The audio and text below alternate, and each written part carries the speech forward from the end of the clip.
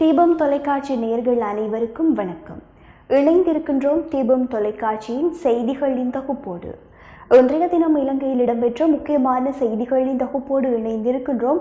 அந்த வகையில் முதலாவது செய்தியாக, தமிழ் மக்களின் அபிலாஷைகளை வெளிப்படுத்தும் வகையில் தமிழ் தேசிய கட்சிகளின் தலைவர்களினால் தயாரிக்கப்பட்டு இந்திய பிரதமர் நரேந்திர மோடிக்கு அனுப்புவதற்கான கடிதம் நேற்று இந்திய தூதுவர் கோபால் பாக்லேயிடம் கையளிக்கப்பட்டுள்ளது. நேற்று மாலை 5 மணிக்கு இந்திய தூதுவரின் அதிகாரப்பூர்வ வசிப்பிடத்தில் குறித்த கடிதம் சம்பத்தினால் இந்திய தூதுவரிடம் கையளிக்கப்பட்டது. குறித்த சந்திப்பில் கடிதத்தில் ஒப்பமிட்ட தமிழ் தேசிய கட்சிகளின் தலைவர்களான சம்பந்தன், சி வி விக்னேஸ்வரன், மாவை சேனாதிராஜா, செல்வம் அடைக்கலநாதன், சுரேஷ் பிரேமச்சந்திரன், சீதார்த்தன் ஆகியோருடன் நாடாளுமன்ற உறுப்பினர் சுமந்திரனும் டெலோவின் பேச்சாளர் சுரேந்திரனும் கலந்து கொண்டனர். 8 பக்கங்களை கொண்ட குறித்த ஆவணத்தில் 13வது திருத்தச் சட்டத்தை முழுமையாக அமுல்படுத்துதல், மாகாண சபை தேர்தல்களை உடனடியாக நடாத்துதல் உள்ளிட்ட பல்வேறு விடயங்களும் வலியுறுத்தப்பட்டுள்ளன. ஜனாதிபதி கோட்டாபாய ராஜபக்ஷவின் கொள்கை விளக்க உரை வெறும் குப்பை என்றும் அதில் ஒன்றுமே இல்லை என்று ஜனாதிபதியிடம் கூறுங்கள் என நிதியமைச்சர் பசில் ராஜபக்ஷ தமிழ் தேசிய கூட்டமைப்பின் தலைவர் இரா சம்பந்தன் தெரிவித்துள்ளார். 9வது நாடாளுமன்றத்தின் 2வது கூட்டத்தொடரை ஆரம்பித்து வைத்து ஜனாதிபதி கோட்டாபாய ராஜபக்ச ஆற்றிய கொள்கை விளக்க உரை தொடர்பாக தகவல் வெளியிட்ட கூட்டமைப்பின் பேச்சாளர் எம்.ஏ. சுமந்திரன் இந்த தகவலை வெளியிட்டுள்ளார். ஜனாதிபதியின் பேச்சை செவிமடித்த கூட்டமைப்பின் தலைவர் இரா சம்பந்தன் கடும் கோபமடைந்தார். உரை முடிந்தவுடன் எழுந்து நாடாளுமன்றில் பகிரங்கமாக தமது எதிர்ப்பை பதிவு செய்ய அவர் விரும்பி எழுந்தார். எனினும் நாடாளுமன்ற சம்பிரதாயங்களை மீறி நடக்கக்கூடாது என்பதற்காக கருத்து தெரிவிப்பதை தவிர்த்து கொண்டார். நாடாளுமன்றை விட்டு வெளியே வரும்போது முன்னாள் எதிர்ப்பட்ட நிதியமைச்சர் பசில் ராஜபக்சவிடம் தமது கோபத்தை அவர் வெளிப்படுத்தினார். ஜனாதிபதியின் இந்த பேச்சு வரும் குப்பை, உருப்படியாக இதில் எதுவும் இல்லை, இதை போய் அவரிடம் சொல்லுங்கள். நான் தேநீர் உபசாரத்துக்கு வரவில்லை, வந்தால் இதை நானே அவருக்கு நேரடியாக கூற வேண்டியிருக்கும். அது வேண்டாம் என்பதற்காகத்தான் தேநீர் உபசாரத்தையே தவிர்த்து கொண்டிருக்கிறேன். இந்த பேச்சு வரும் குப்பை தவிர வேறு எதுவும் இல்லை என்பதை நான் கூறினேன் என்பதை அவரிடம் போய் சொல்லுங்கள். நாட்டின் தேசிய பிரச்சினை குறித்து ஏதும் இந்த பேச்சில் சொல்லப்படவில்லை. இந்த பிரச்சினை தீர்க்கப்படாவிட்டால் உங்களுக்கு எதுவும் சரிப்பட்டு வராது, உருப்படவே மாட்டீர்கள் என்பதை அவரிடம் போய் சொல்லுங்கள் என்று சம்பந்தன் சீற்றத்துடன் கூறினார். இதை எதிர்பார்க்காத பசில் ராஜபக்ச விடயத்தை சமாளித்துக் கொண்டு நன்றி என்று கூறி அகன்று சென்றார் என்றும் நாடாளுமன்ற உறுப்பினர் சுமந்திரன் தெரிவித்துள்ளார்.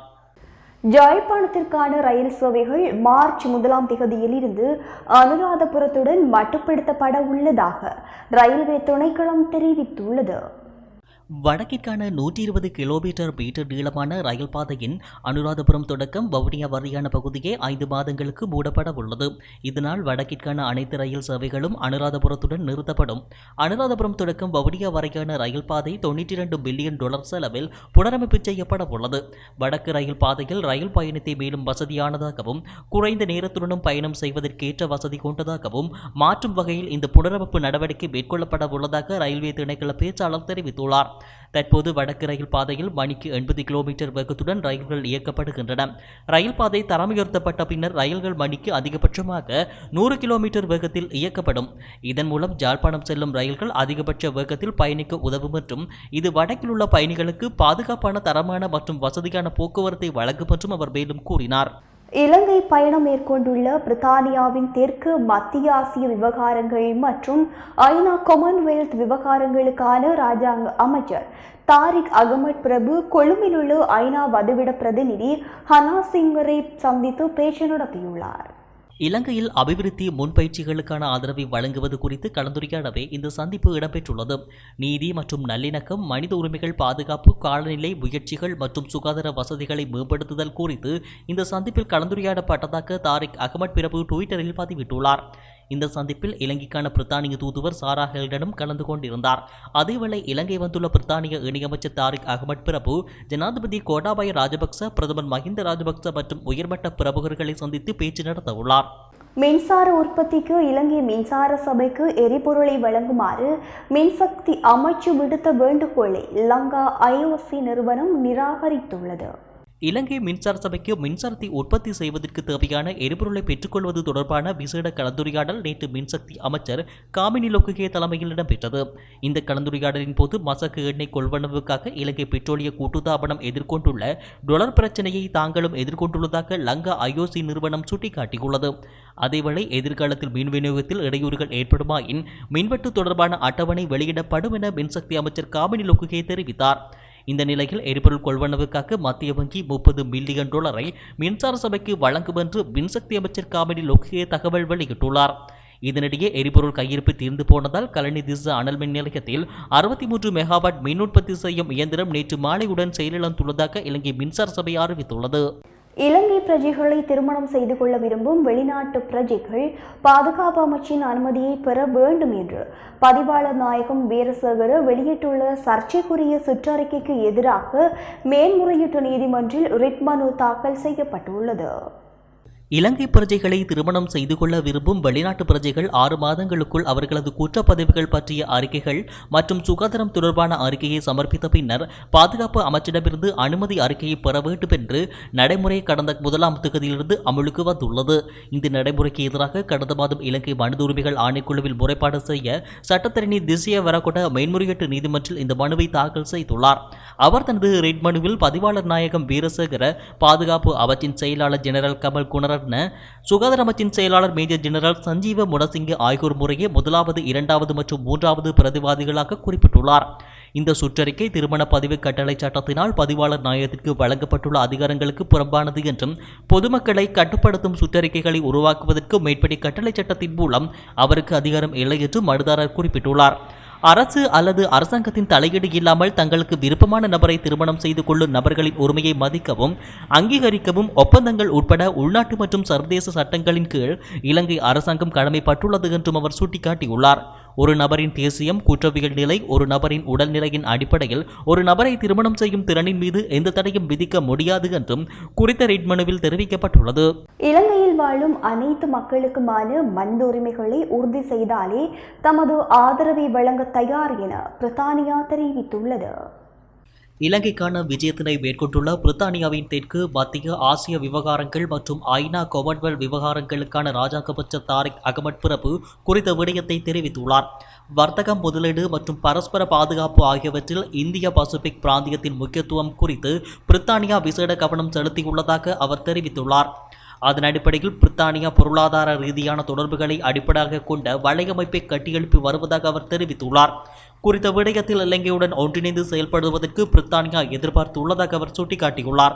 மேலும் இலங்கைக்கு புதியதொரு பொருளாதார கட்டமைப்பை உருவாக்கவும், நிதி சேவை வழங்கல் துறையை அபிவிருத்தி செய்யவும், வர்த்தக மற்றும் முதலீட்டு தொடர்புகளை விரிவுபடுத்தவும் ஒத்துழைப்பு வழங்குவோம் எனவும் அவர் தெரிவித்துள்ளார். இலங்கையில் யுத்தம் முடிவடைந்த பின்னர் சமாதானத்தையும் பொறுப்புக்கூறலையும் நல்லிணக்கத்தையும் சமூகங்களுக்கு இடையிலான ஒற்றுமையையும் உறுதிப்படுத்துவதற்கு ஜெனீவாவின் நடவடிக்கை குறித்தும் இதன்போது அவர் சுட்டிக்காட்டியுள்ளார். இலங்கையில் தற்போது கோவிட் தொற்றுக்கு இலக்காகி சிகிச்சை பெறும் சிறுவர்களின் எண்ணிக்கை அதிகரித்து வருகின்றது. குறித்த தகவலை வெளியிட்டுள்ள கொழும்பு சீமாட்டி ரிச்வே வைத்தியசாலை கோவிட் தொற்றில் இருந்து சிறுவர்களை பாதுகாக்க சுகாதார வழிகாட்டல்களை கவனமாக பின்பற்ற வேண்டும் என வலியுறுத்தியுள்ளது.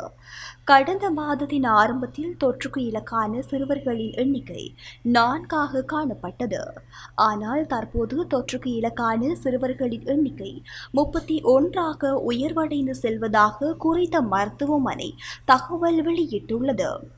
தற்போது பாடசாலைகள் ஆரம்பிக்கப்பட்டு மாணவர்களின் கல்வி செயற்பாடுகள் பழைய நிலைமைக்கு மீண்டும் வரும் நிலையில் குறித்த தகவல் எச்சரிக்கையை உண்டாக்கியுள்ளது.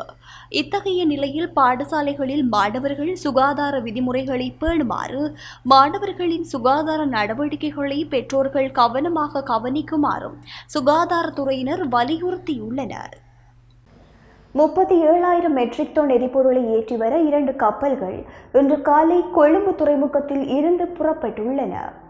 இலங்கை மத்திய வங்கியினால் வழங்கப்பட்ட பணத்தின் அடிப்படையில் குறித்த 2 கப்பல்களும் புறப்பட்டுள்ளன.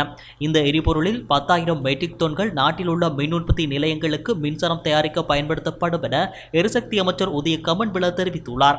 இந்த கப்பல்களில் இருந்து கிடைக்கும் எரிபொருளினால் தீவில் அவ்வப்போது ஏற்படும் மின்தடையும் நின்றுவிடும் என்பதுடன் மூடப்பட்ட மின் உற்பத்தி நிலையங்களை மீண்டும் திறக்க வாய்ப்புள்ளதாகவும் தெரிவிக்கப்பட்டுள்ளது. இதேவேளை இலங்கை பெட்ரோலிய கூட்டுத்தாபனமானது எரிபொருள் விநியோகம் தொடர்பில் ஏற்படுத்திக் கொண்ட உடன்படிக்கையினால் நாட்டில் மின்வெட்டு ஏற்படாது என மின்வெளு மற்றும் எரிசக்தி அமைச்சர் காமினி லொக்ககே தெரிவித்துள்ளார்.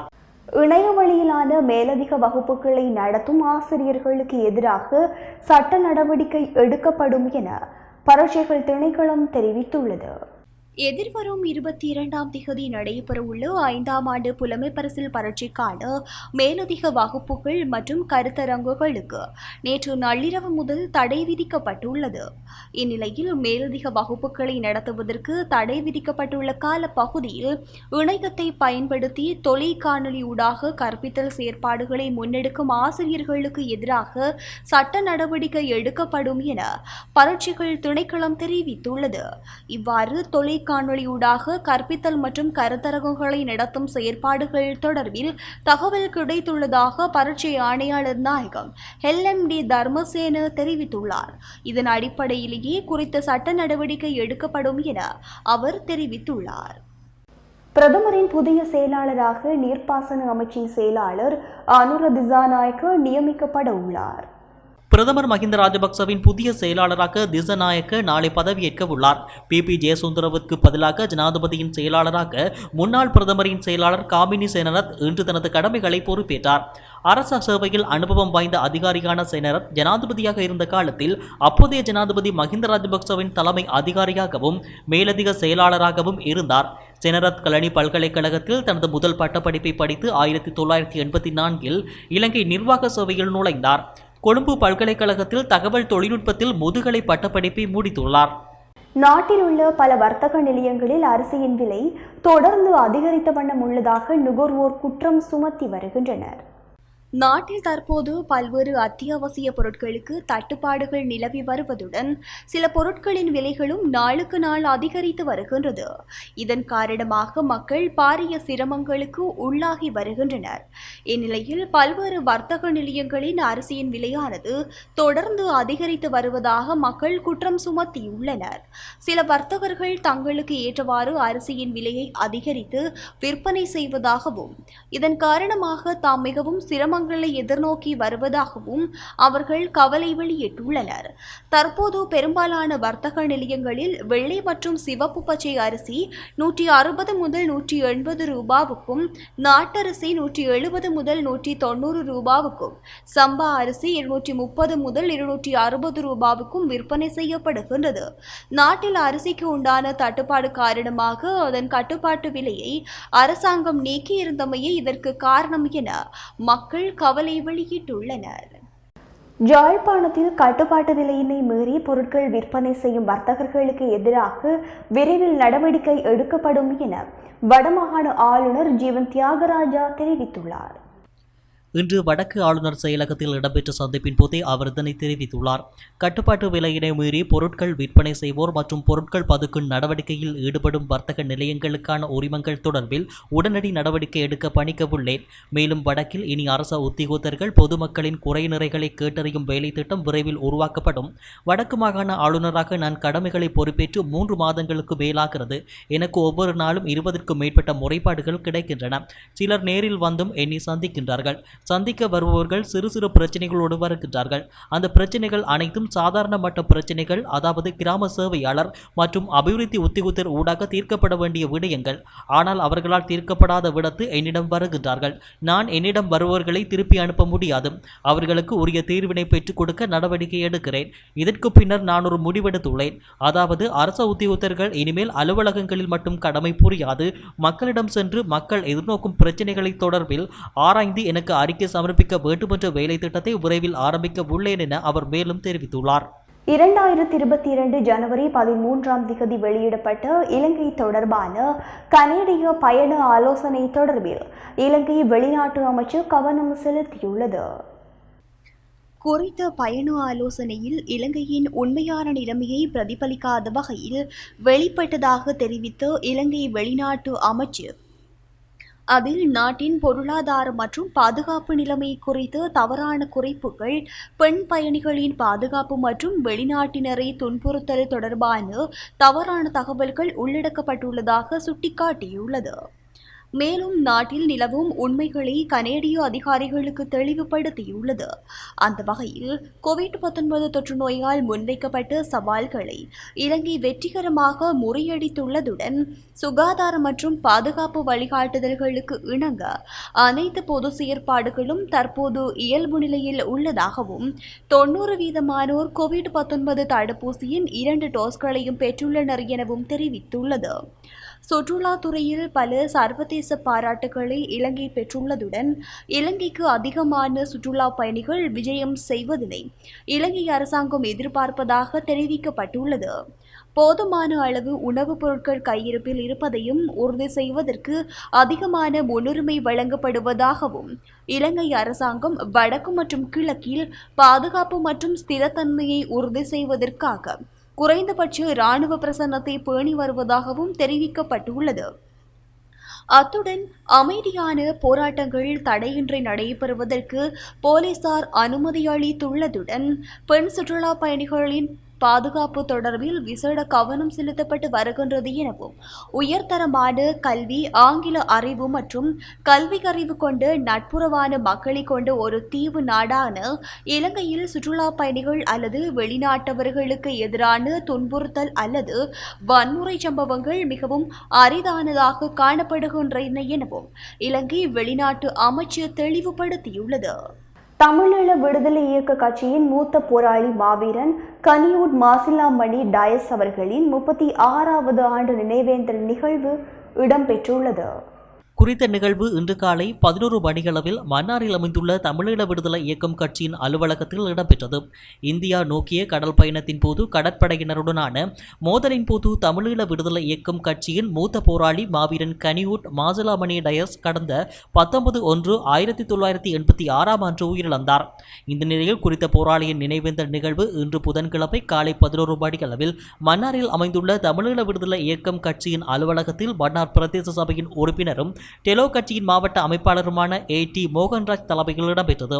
இதன்போது அன்னாரது உருவப்படத்திற்கு மலர்தூவி சுடரேற்றி மாலை அணிவித்து அஞ்சலி செலுத்தினர். இதன்போது உயிரிழந்த மூத்த போராளி மாவீரர் கனியூட் மாசிலாமணி டயஸ் அவர்களின் புதல்வன் மற்றும் EPRLF கட்சியின் மாவட்ட அமைப்பாளர் SR குமரேஷ், டெலோ கட்சியின் முக்கியஸ்தர்கள், உறுப்பினர்கள் கலந்து கொண்டு அஞ்சலி செலுத்தியமை குறிப்பிடத்தக்கது.